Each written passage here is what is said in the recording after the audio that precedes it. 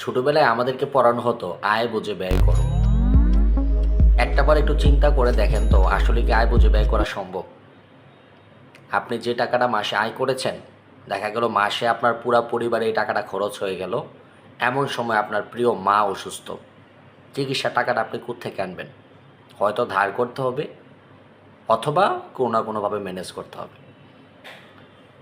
বা আপনার প্রিয় বাবা অসুস্থ অথবা আপনার বোনকে আপনি বিয়ে দিবেন।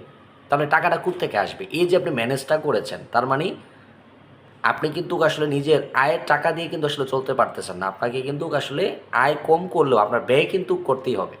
কারণ মাস শেষে মানে হসপিটালের যে খরচটা লাগবে, রোগ কিন্তু বলে আপনার কাছে আসবে না। তাহলে এখন আয় বুঝে ব্যয় করা আসলে কি সম্ভব? আজকে উন্নত বিশ্ব কেন এত বেশি এগিয়ে গিয়েছে? কারণ তারা আয় বুঝে ব্যয় করে না, তারা ব্যয় বুঝে আয় করে। তারা চিন্তা করে আমার মাসে যদি ১,০০,০০০ টাকা খরচ হয়, কীভাবে ২,০০,০০০ টাকা আয় করা যায়? তাহলে একটা টাকা দিয়ে তার ফ্যামিলি চালায়, বাকি টাকাটা সে সেভিংস করে তার ভবিষ্যৎ গড়ার জন্য। কিন্তু আমাদের দেখা যায় আমাদের দেশের মধ্যে ট্রেডিশনালি যে কালচারটা চলে যে তুমি যে টাকাটা আয় করো, এটার মধ্যে কীভাবে তুমি কৃপণতা করে চলতে পারো ওইটার উপর তুমি প্র্যাকটিস করো।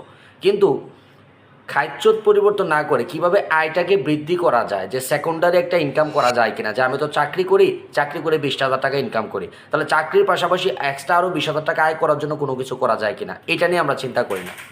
আর এই চিন্তাটা না করার কারণে দেখা যায় যে আসলে একটা মানুষ তার কেরিয়ারকে ডেভেলপ করতে পারে না, তার সেভিংসকে সে ডেভেলপ করতে পারে না, বা তার পরবর্তী প্রজন্মের জন্য আসলে সে কোনো কিছু তৈরি করতে পারে না।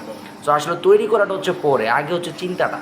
সো চিন্তাটাকে যদি আপনি ওইভাবে করে তৈরি করতে পারেন যে না আমি আজকে থেকে আয় বুঝে ব্যয় করব না, বরংস আমি ব্যয় বুঝে আয় করব, তাহলে আপনার আগামী ৫ বা আগামী ১০ বছর পর দেখবেন আপনার ভবিষ্যৎটাকে আপনি অনেক সহজ এবং সুন্দর করে ফেলতে পারবেন। ধন্যবাদ।